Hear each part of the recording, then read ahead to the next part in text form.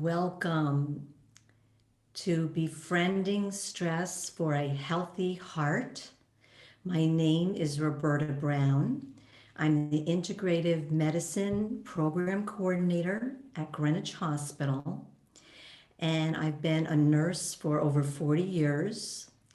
And I actually realized how stressful my job was. And I started looking into integrative modalities to help me learn how to relax. So I became a licensed massage therapist, and I got into learning more about integrative medicine and preventing disease and helping people to become present, to be able to relax their body, mind, and spirit. And I worked for Mehmet Oz in New York City at Columbia Presbyterian in his complementary care center. And I was a nurse massage therapist. And I was there for many years. And then I moved to Connecticut and had two children. And I got involved with Greenwich Hospital's integrative medicine program. And I learned yoga, got certified in yoga and healing touch, and I became an instructor.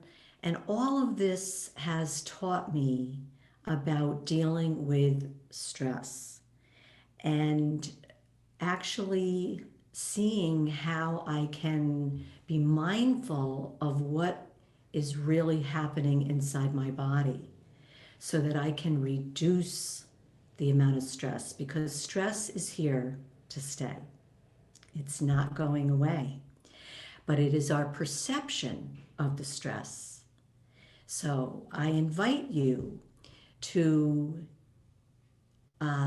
get comfortable, because we're going to begin with a purposeful pause to bring us all into presence.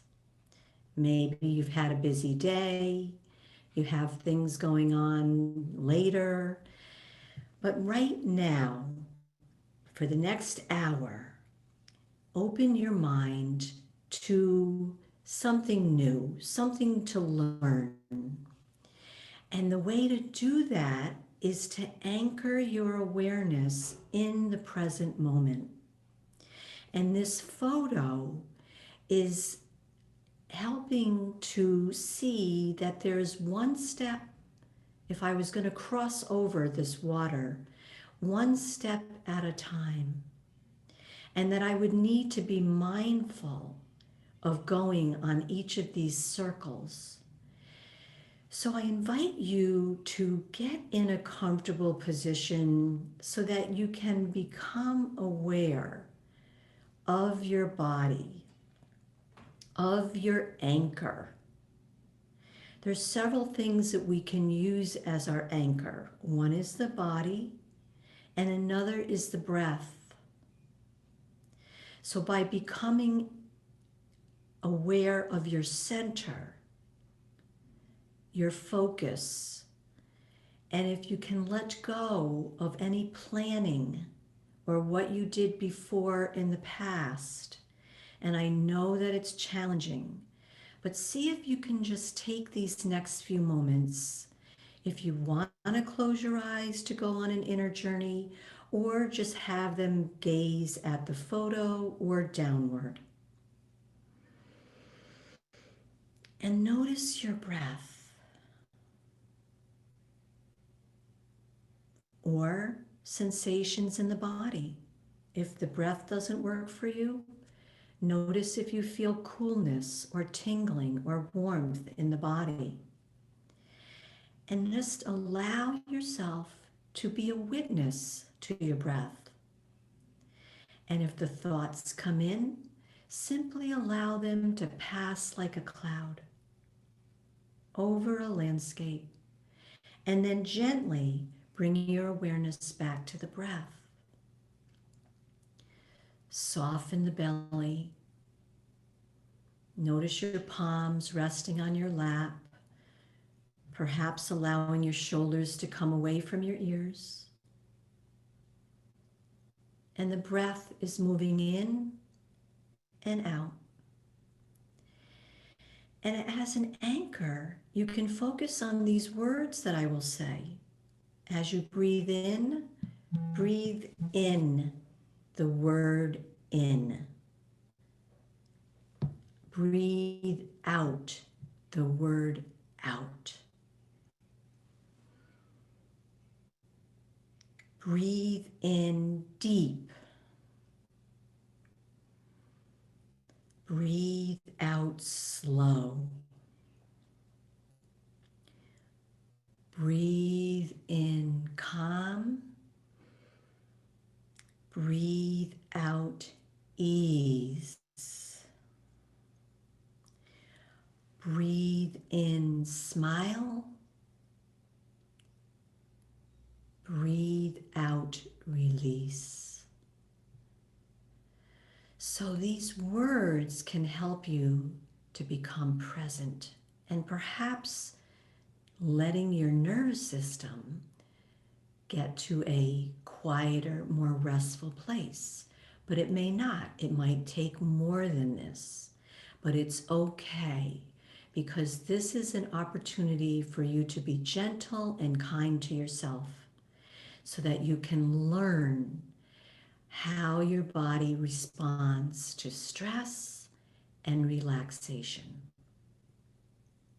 So when you're ready, if your eyes are closed, gently open them, wiggle fingers and toes, coming back fully present and relaxed and ready to open to learning. So here are the words by Thich Nhat Hanh, a Zen master. He gives us these words to help us with our breath awareness. So we're going to talk about stress. The founder of the stress theory, Hans Selye, he was noted to be the father of stress research. He was born in 1907 and he died in 1982. So he describes stress as a non-specific response of the body to any demand. So think about all the demands that we have in our life and how is our body responding to that? How are our thoughts, our emotions? So we get a lot of these demands. We should not try to avoid stress any more than we would shun food, love, or exercise. So it really is how we interpret the stress, what is our perception of this stress, and then how are we going to choose to deal with it.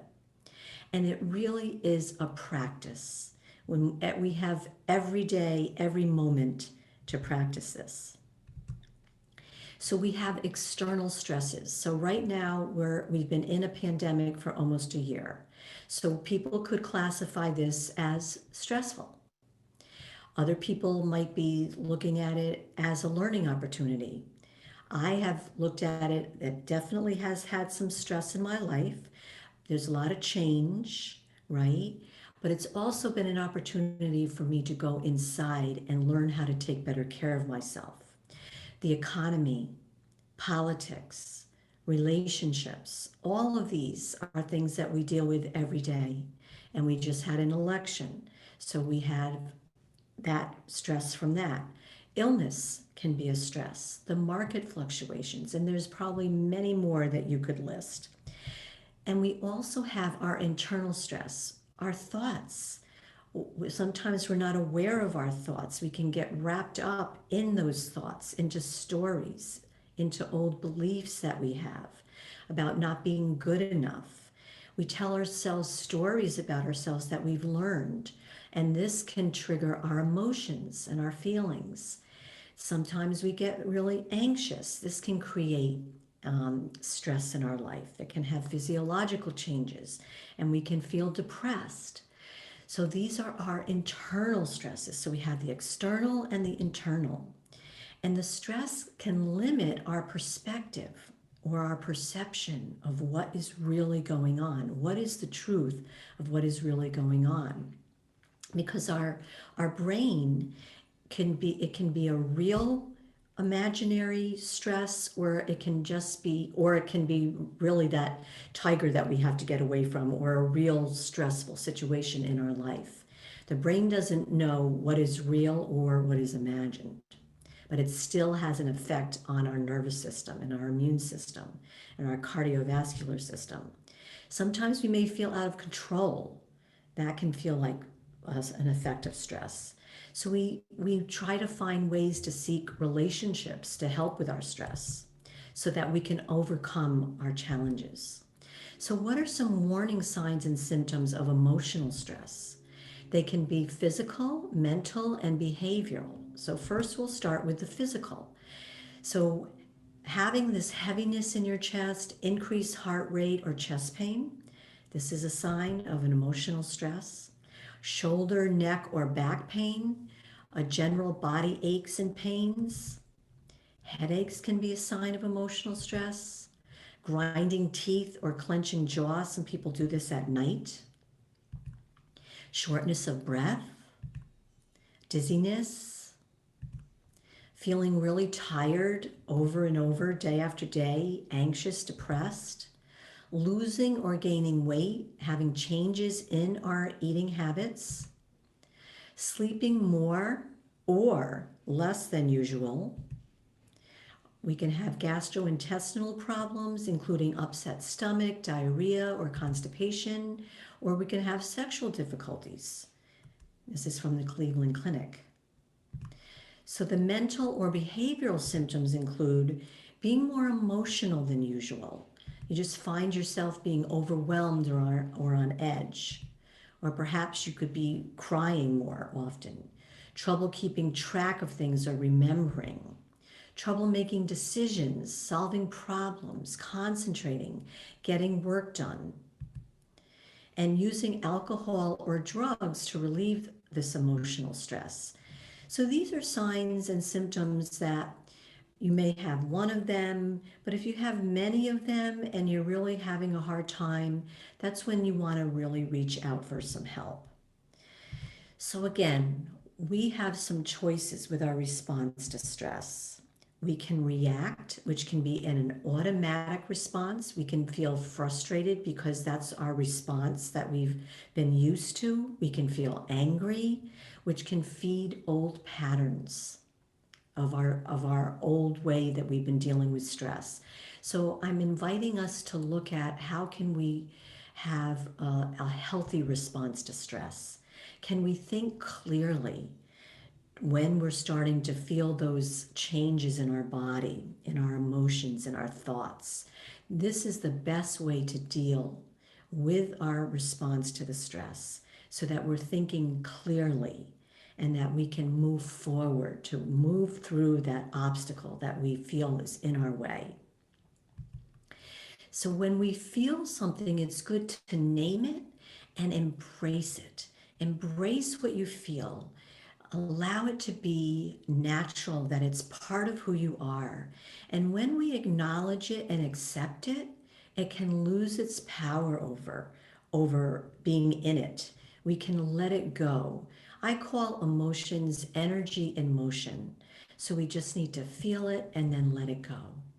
And when you're really feeling anxious and depressed and nothing's working, as I mentioned, irritable, feeling really hopeless, there is help out there. There's counselors, there's social workers, maybe even just talking to a friend. But if you really need help, there's nothing wrong with asking for help when you feel out of control. So really take care of yourself. And this can help us to build resilience. When we can bounce back, we get stronger and we can become more confident to handle our challenges. So there's a healthy response to stress, which I've mentioned. It can be a motivation for us to take action, to seek support, and connect with others, even in the midst of a pandemic. So know that there are answers to our stress response. So what am I going to do to make it a healthy response? So there's many different components that I'm going to be talking about, and one of them is mindfulness meditation, being kind to ourselves, compassionate to ourselves. We really need to be kind and compassionate to ourselves first, so then we can be compassionate and kind to others. And having those social connections can really help us to feel supported, and having positive self talk. So, becoming aware of what our mind is doing. And that takes practice and it takes mindfulness. Being aware of what am I saying to myself when a circumstance happens. And then, of course, self care practices. These all can reduce our stress. Ideas to build resilience, and I've mentioned this, cultivate this self compassion and kindness. Take a break to reset. So, know when your body is feeling these stress response. Surrender. And surrender is something that we take action with. And when we take action, we can choose to go with the flow. And I am finding that the more I allow myself to go with the flow, the more I'm feeling that my nervous system is supporting me and that I'm not feeling, my heart racing or my hands sweaty. I'm trusting that all is going to work out because at the end of the day, it really does. And but sometimes we do need to get that friend to help us and have someone to brainstorm with. We can't always do it by ourselves. We are social beings. Shared generosity can get out of ourselves, right? Help someone else. See something, someone needing some assistance. Like the other day when we had a storm, I helped our 92-year-old neighbor. I helped him shovel instead of him having to do it. And he's with a walker. So I was being generous.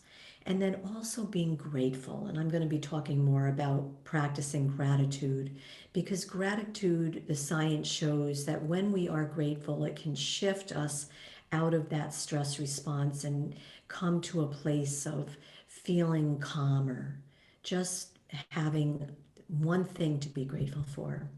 Finding abundance. What do you have that you have abundance in your life? And when we really think about it, just having a roof over our head or clean water or heat or food, the basics that we're living in. Some people through these storms have not had some of these abundances that we take for granted sometimes. So really being mindful of that. We can have opportunities to thrive. I'm giving you encouragement that there is space for us to thrive and build resilience when we process how am I dealing with my stress?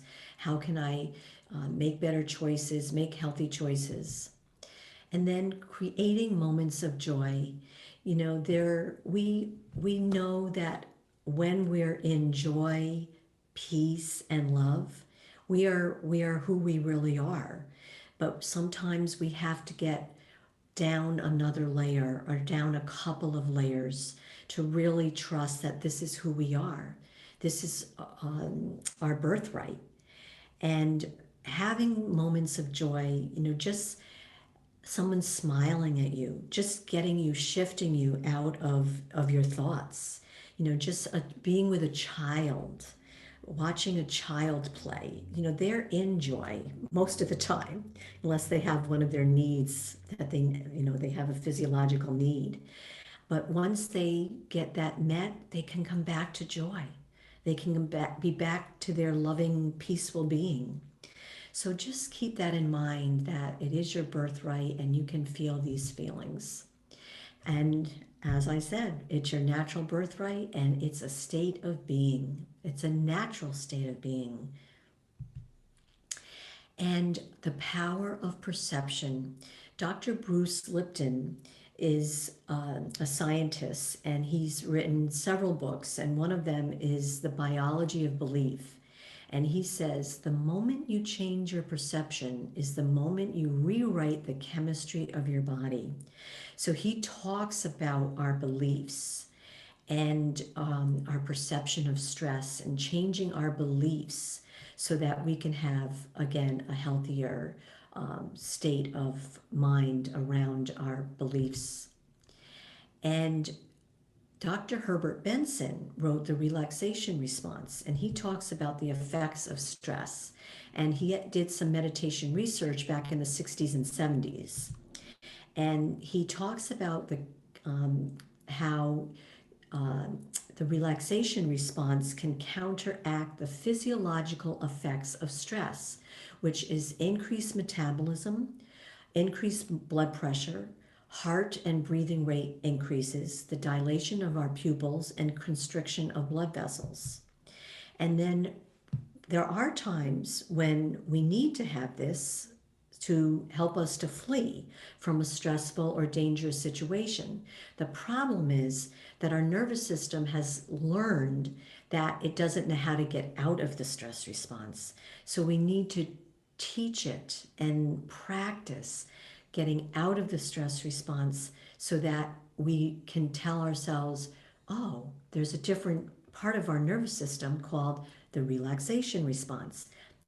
When we don't need that, we can return to homeostasis.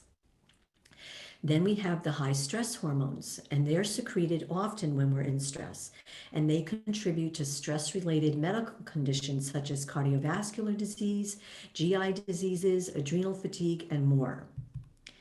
Then there's the physiological changes with when we get our bodies get tight. You can feel it mostly in the neck and the shoulders. We talked about headaches, upset stomach, GI upset, racing heartbeat, and shallow breathing. So again, what is our perception of stress? And when the doctors say that stress is one of the most frequent complaints, and chronic stress is a major contributing factor to many illnesses, from the common cold to cardiovascular disease to high blood pressure, which may increase our stroke risk. So I've talked about the nervous system, and now I'm going to talk a little bit about that there's the sympathetic, which is our fight, flight, or freeze. So are we going to freeze in the moment, or are we going to take action and our muscles are going to say, we've got to get away from this situation. This isn't good for us. So that is the stress response, and that is activated when we're feeling that feeling of our perception that we're under stress. And then it has an effect on our immune system, and it rarely returns to the baseline or rests when we're in that chronic stress. It stays at a higher stimulated level with increased cortisol levels. Now, this is where we want to have activate our parasympathetic, which is the rest and digest. We want to have our nervous system be calm. We want to be able to digest and assimilate our food. So this is what helps us with the relaxation response. And again, when the body returns to the balance and homeostasis. What the relaxation response shuts down the fight or flight, the sympathetic nervous system, and it stimulates the rest and digest. So just so that you understand that there's two parts of that autonomic nervous system. And the pituitary gland releases oxytocin, which is our connection hormone. It also is a stress hormone, which we'll be talking about a little bit later. And dopamine and serotonin and endorphins get secreted, assisting us to feel good. And then the relaxation response helps our health problems exacerbated by chronic stress like fibromyalgia, our GI ailments, insomnia, having trouble sleeping, hypertension, and anxiety disorders. How can we elicit the relaxation response? So true relaxation is achieved by removing yourself from everyday thought. So I know that sounds easier said than done, right? It is a challenge, but we did it in the beginning. We chose a word, or sometimes there's sounds or a phrase, like we did some words, or you can do a prayer, or you can focus on the breath. So once you do that, you're coming out of the mind and you're coming into the body where the wisdom lies, where we feel that sense of peace and calm. and visualizing us in a nice place of relaxation. Perhaps it's on a mountain or at the beach or in a valley of flowers. That can help us to bring us to a place of calm. Progressive muscle relaxation. Sometimes I do this before bed. I contract my muscles from the head to the toe, and it helps me to relax all of my muscles. And it's good for the body to know this is what a tense muscle feels like. And then when we let it relax, then this is what a relaxed muscle feels like. And sometimes just doing this, holding my muscles up and then bringing it down, because we tend to hold a lot of stress in our neck and our shoulders. So I do energy healing, as I mentioned, and I do healing touch, which is a gentle energy therapy, and it helps to calm and elicit the relaxation response, helps patients fall asleep, helps them to heal, um, and helps build their immune system, and helps go through uh, procedures, cancer treatment, so it has many wonderful positive aspects to it. Acupuncture works with the meridians of the body and helps to balance that life force in the body. And we can sometimes have too much energy or not enough, which is called qi. And then therapeutic massage can help with increasing the circulation, helps with ridding the body of toxins and improve the lymphatic system, which gets rid of our toxins in our body and is deeply relaxing.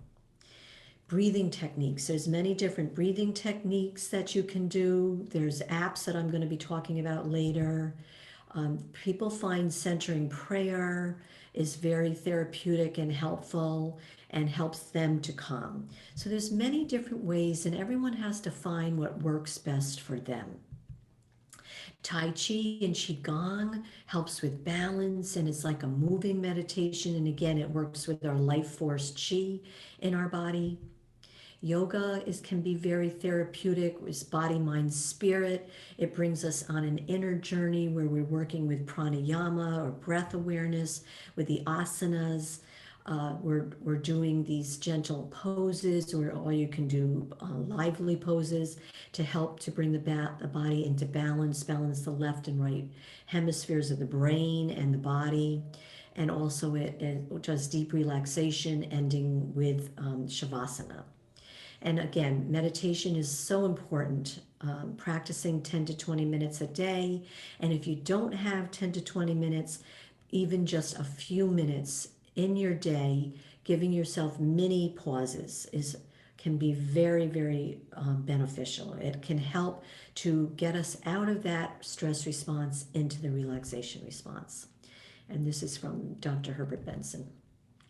So I also want to show about mindfulness meditation, which is really something that is dear to my heart.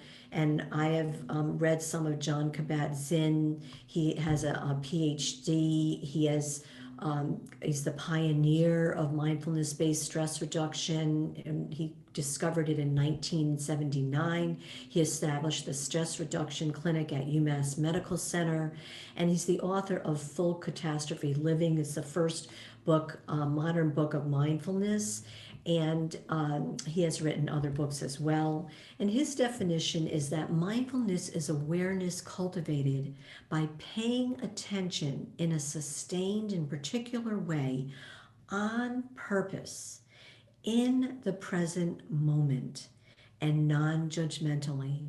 Because really, our stress is when we're trying to get out of either the past, worrying about what happened in the past, or what is going to happen in the future. And if we can acknowledge that and be aware of that, bring our attention to the present, then that's where the peace lies, being present with ourselves.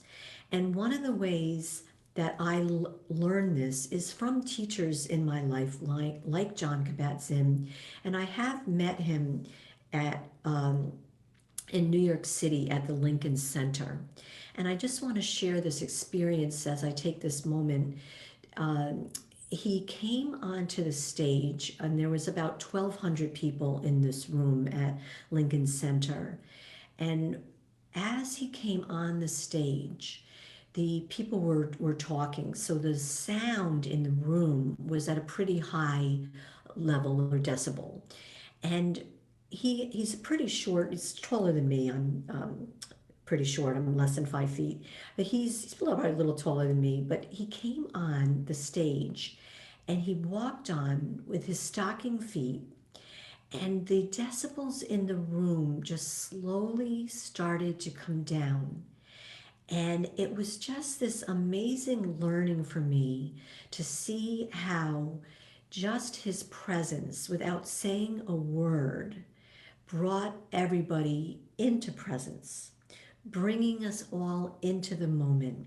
And he came and he sat on a meditation zafu, they're called, or cushion, and he just closed his eyes, relaxed his hands, and he was fully present. And the sound came down to silence. And I will never forget the power of the presence, how just no words were spoken, and just the presence of one human being who has given us mindfulness meditation and practices it is a living model of it. And I just will never forget it. And it has helped me so much to realize how powerful it can be to be in presence, to be in the present moment. So I want us to take this moment to pause again. And I love the water and the beach. And I am so blessed that I have the beach about 15 minutes from me, walking distance. So I invite you just to receive a deep breath and allow yourself to breathe in the peace and the calm of this scene, and exhale any tension, any worries or concerns that you may have. Maybe you don't, which is great. But if you're worrying about something happening after, see if you can just be present right here in this moment. Just taking this moment to observe this scene and receiving the breath. It really is a gift. It's a miracle that we get to receive the breath. And every morning I wake up, and Oprah Winfrey taught me to say, I am awake and I have the gift of receiving one more day and one more breath. So we're going to talk about how can we make stress your friend. Research is showing that making stress your friend can help to improve heart health. Our thoughts, our beliefs, and our response to life stressors can transform our perception of how stress impacts our health. We can practice viewing our stress response as helpful and take action to build resilience and promote a healthy heart. So it's really key here that if we look at stress as being helpful and that it's motivating us to do something, to work our way through it, to do something that's going to be positive, that we can accomplish something, we can feel confident. And one study showed that people who experienced a lot of stress and believed stress as being harmful to their health were at an increased risk of dying compared to those who didn't consider stress as a deterrent or harmful to their health. And this is from Kelly McGonigal, and she actually is a psychologist, and that I'm going to be showing a TED Talk in just a few moments. So our beliefs are limiting, can be limiting, and they're stories that we made up during our childhood. And it's how we understood messages from our parents, our teachers, society. So it happens to all of us. And we can still have thoughts today that we repeatedly think. And then once we keep thinking about it, it can become a belief. So we can shift our thinking and change our old beliefs. And you are not your story. We are evolving human beings. We are growing, we're changing. And if we learn that we have this huge potential, that we can open up to this unlimited potential of being a human being. So now I'm going to share a short, it is longer, but I'm only going to show about 6.5 minutes of how to make stress your friend. And it's again by Kelly McGonigal, and she's again a psychologist, and she talks about how to make stress your friend.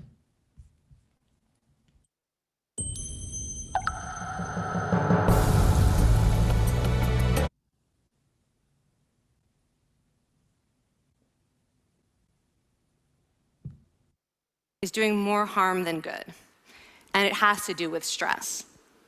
For years, I've been telling people stress makes you sick. It increases the risk of everything from the common cold to cardiovascular disease. Basically, I've turned stress into the enemy. But I've changed my mind about stress, and today, I want to change yours. Let me start with the study that made me rethink my whole approach to stress. This study tracked 30,000 adults in the United States for 8 years. And they started by asking people, how much stress have you experienced in the last year? They also asked, do you believe that stress is harmful for your health? And then they used public death records to find out who died. Okay. Some bad news first. People who experienced a lot of stress in the previous year had a 43% increased risk of dying. But that was only true for the people who also believed that stress is harmful for your health. People who experienced a lot of stress but did not view stress as harmful were no more likely to die. In fact, they had the lowest risk of dying of anyone in the study, including people who had relatively little stress. Now, the researchers estimated that over the 8 years they were tracking deaths, 182,000 Americans died prematurely, not from stress, but from the belief that stress is bad for you. That is over 20,000 deaths a year. Now, if that estimate is correct, that would make believing stress is bad for you the 15th largest cause of death in the United States last year, killing more people than skin cancer, HIV, AIDS, and homicide. You can see why this study freaked me out. Here I've been spending so much energy telling people stress is bad for your health. So this study got me wondering, can changing how you think about stress make you healthier? And here the science says yes. When you change your mind about stress, you can change your body's response to stress. Now, to explain how this works, I want you all to pretend that you are participants in a study designed to stress you out. It's called the social stress test. You come into the laboratory, and you're told you have to give a 5-minute impromptu speech on your personal weaknesses to a panel of expert evaluators sitting right in front of you. And to make sure you feel the pressure, there are bright lights and a camera in your face, kind of like this. And the evaluators have been trained to give you discouraging nonverbal feedback, like this.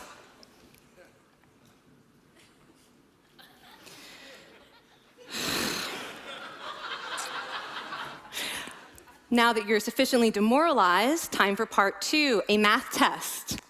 And unbeknownst to you, the experimenter has been trained to harass you during it. Now, we're gonna all do this together. It's gonna be fun, for me. Okay. I want you all to count backwards from 996 in increments of 7. You're gonna do this out loud as fast as you can, starting with 996. Go. Go faster. Faster, please. You're going too slow. Stop, stop, stop, stop. That guy made a mistake. We're gonna have to start all over again. You're not very good at this, are you? Okay, so you get the idea. Now, if you were actually in this study, you'd probably be a little stressed out. Your heart might be pounding, you might be breathing faster, maybe breaking out into a sweat.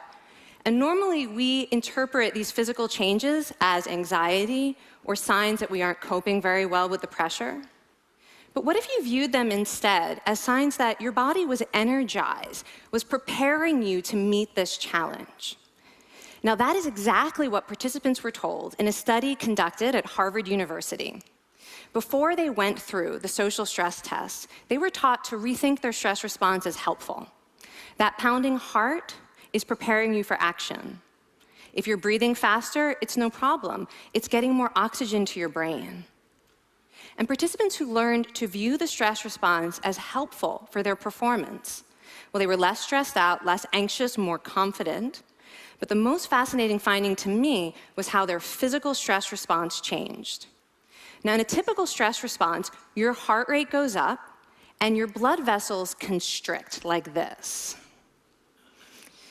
And this is one of the reasons that chronic stress is sometimes associated with cardiovascular disease. It's not really healthy to be in this state all the time.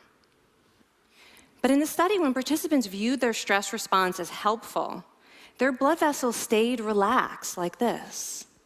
Their heart was still pounding, but this is a much healthier cardiovascular profile.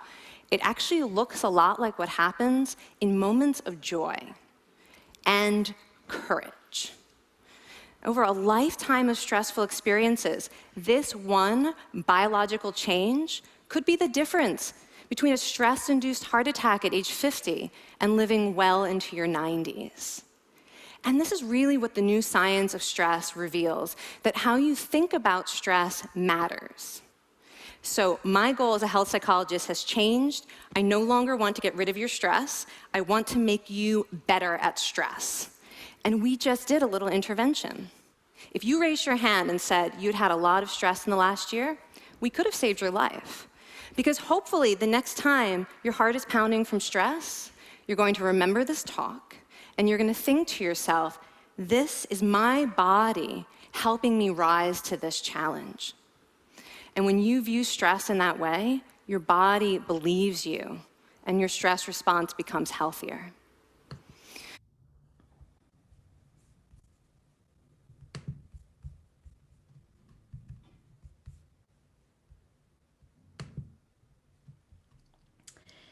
So I find that really interesting, and hopefully you can watch the rest of it on your own.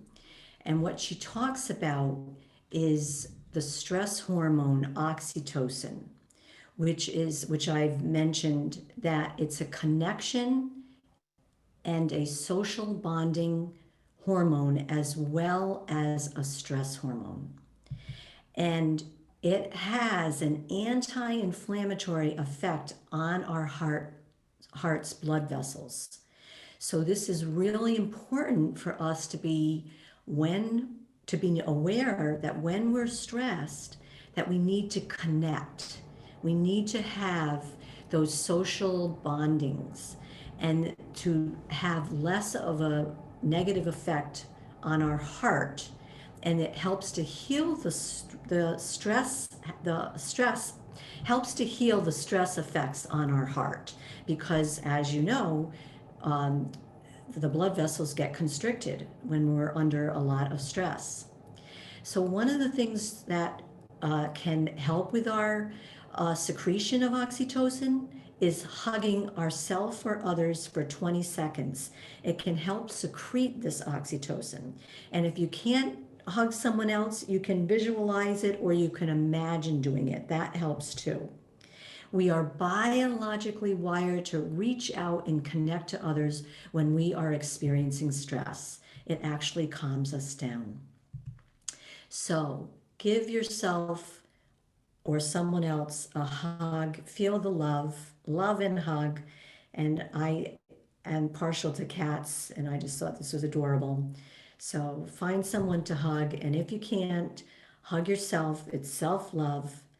And we can all learn from this. And it feels good. I do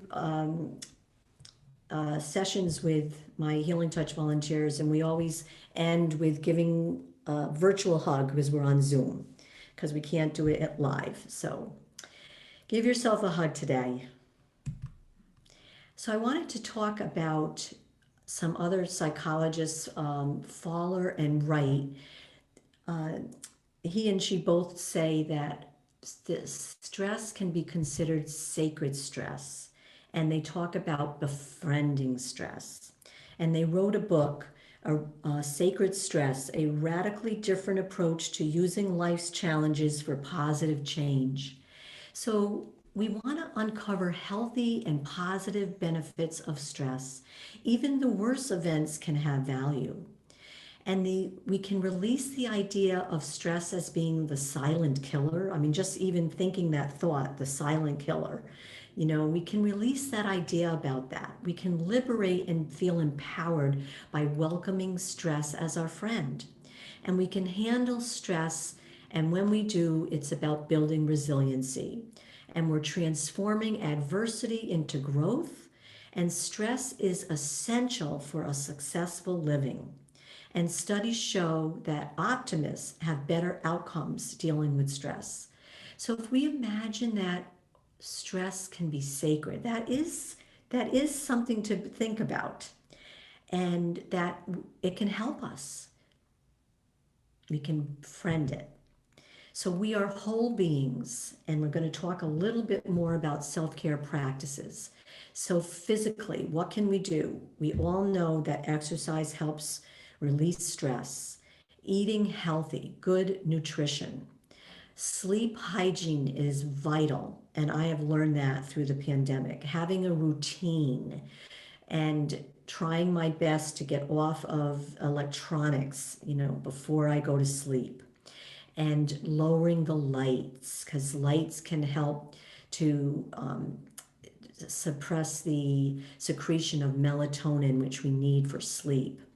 So just having some kind of ritual routine is really important. Staying hydrated. We talked about how massage can be relaxing, acupuncture, listening or dancing to music. That's something that I love to do. Or taking a soothing bath. And there's many different ways that I'm sure you can think of, ways that help you with your physical parts of your body. Emotionally, talking with a friend or family member, journaling your feelings and emotions. It can just download them and get them on paper. Having alone time, quiet time every day, taking a few moments to get re-energized. And again, seeking professional help when you need it, asking for help. And not having any stigma about that. Really important. So our mental status, mindfulness meditation we've talked about, positive affirmations, reading a book, walking helps to clear my mind, visualizations, just sitting in silence, having that blank slate, having those thoughts go over like a cloud over the sky. And spiritual, these are all aspects of our whole being. Prayer, connecting with a higher power, something divine. Nature, being outside, spring's coming. We're going to be watching all of the grass coming, the buds coming, the flowers, the leaves. Or going to church or synagogue. Lighting a candle can be very symbolic, very peaceful. Ritual can be a sign of ritual. So just whatever works for you, know that you are a whole person, you're a whole being, and you can't separate all of these aspects of you. We have to take care of all of them.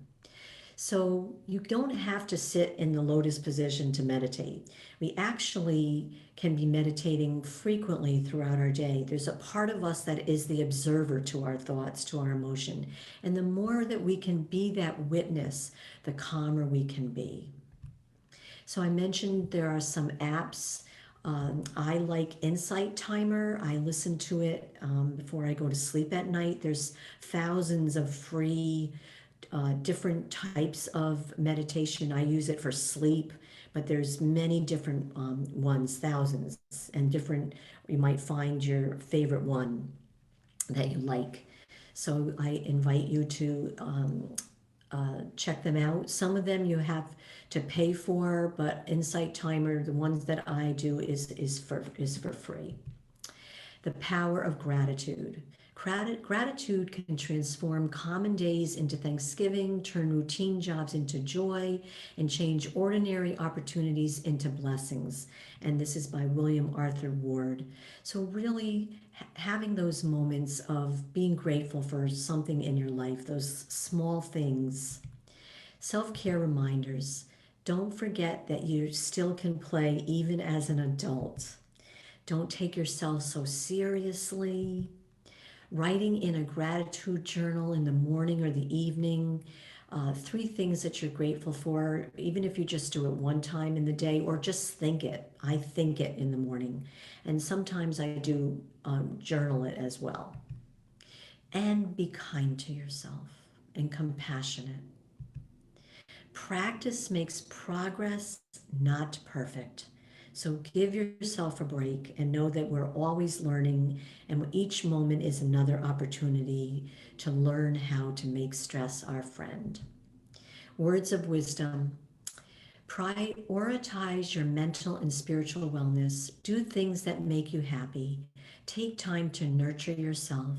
Don't rush the process. Don't judge where you're at or where you think you should be.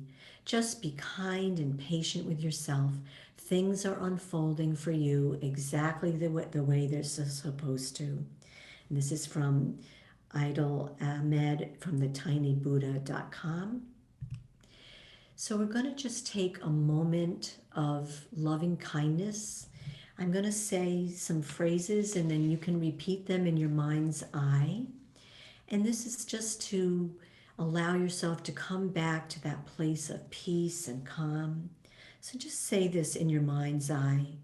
May I hold this with kindness. So whatever you're challenged with, may I hold this with kindness. May I hold myself with compassion.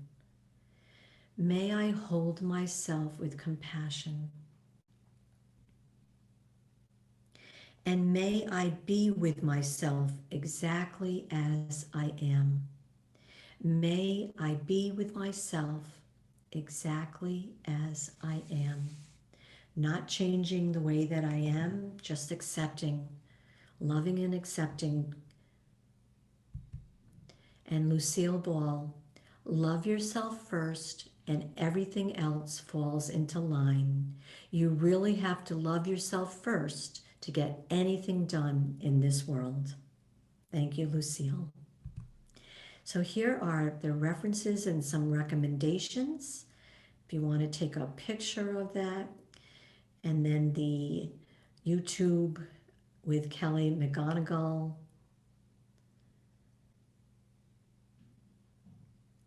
And then also there's some other resources, gratefulness.org and mindful.org, and then the Cleveland Clinic. And now I appreciate your time, your attention, and I will open it up for comments and questions. We have 5 or a little bit more, 5 or a little bit more minutes. And there's the question and answer and your screen. You can see that. And I'll just stop sharing my screen now. So I'll be able to see your questions or any comments that anybody would like to share under Q&A.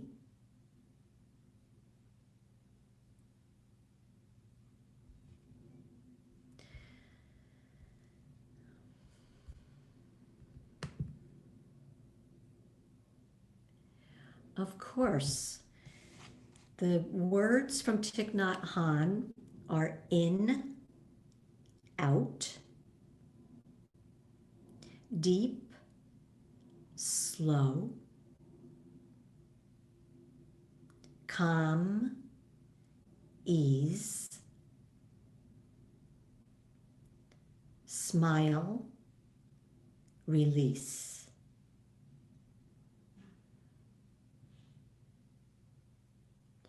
So thank you for your feedback. I will tell you that the presentation will be, it is recorded, and it will go up on the Greenwich Hospital website so that you can watch it again. So I will, it might take a little bit of time for that to happen. I could give you my email if you'd like, and once I get the recording, I could send it to you because it might take some time before it goes on the website. So my email, I don't think the chat is working, is roberta.brown@greenwichhospital.org. roberta.brown@greenwichhospital.org. So again, if you want to send it to me an email, and as soon as I get it, I can forward it to you. But otherwise, you'll wait longer for it to be on the website. So anybody else, was it challenging for you to hear some of the invitations for you in terms of changing your beliefs or making stress your friend, changing from a response instead of reacting? Do people find that challenging? I know it's a work in progress.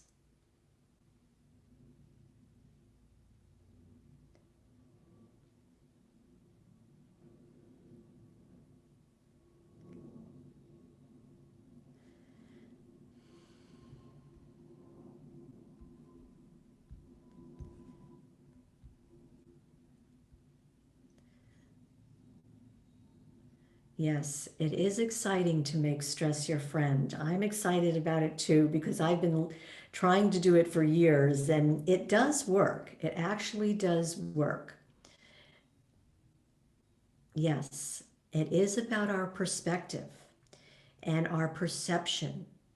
Can I choose, with this being the observer, the more we practice being the observer, can I choose to make a choice here and not react in my old way, and choose to take a couple deep breaths and use my thinking mind to make a healthy decision on what I'm going to do instead of an old pattern?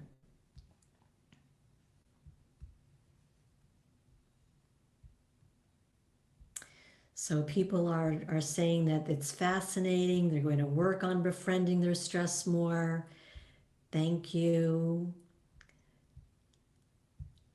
Yes, I mentioned my email, roberta.brown@greenwichhospital.org, or going on the website, which will take longer.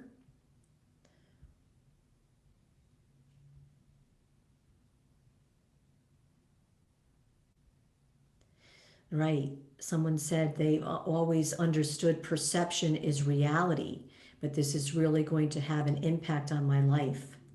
So, and what is reality? We have to ask, is it true? Is that tiger really coming as our body feels like it is? Or is that a learned response that we've had that is just a cycle that our body has been in for a long time? So we want to disengage that stress response and have more and more moments of calm and peace. And remember, that is your natural state of being. When we get underneath those layers. So I just want to go over and make sure I didn't miss any. People are expressing gratitude.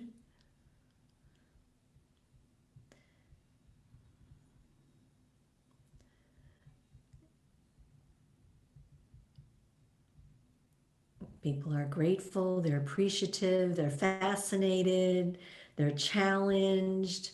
Well, that's what life's about, right? We have challenges every day. And again, I wanted to just underscore the word resilience. You probably have been seeing it and hearing about it. It really is something to think about and something to practice, that we can bounce back and get ourselves out of this stress response and build our confidence and know that even though I'm feeling this happening in my body, I can choose to move forward and take action and to know that this is helpful for me. My stress response is helpful. Um, I I could do healing touch via Zoom. If you want to email me, I could talk to you about that. Roberta.brown@greenwichhospital.org. It is called virtual healing. So if you want, roberta.brown@greenwichhospital.org.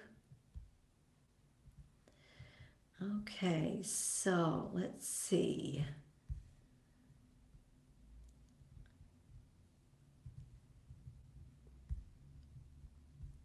So I'll just take one more minute, see if anybody else, I want to be mindful of your time.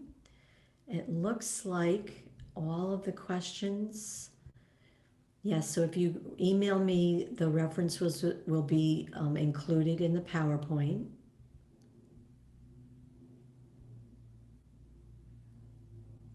So I hope that this has given you a break, an hour break, where you were able to relax a little bit and enjoy learning something new. And I do highly recommend watching Kelly uh, McGonigal's TED Talk. Enjoy it. I've watched it many, many times, and I always learn something new. All right. Thank you so much. Blessings to you.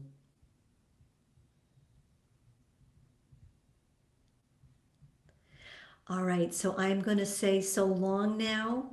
All the questions come in and all the answers are given. I wish you a wonderful, blessed rest of your evening and make it a nice and relaxed one. Do something very special for you. And again, thank you for your attention.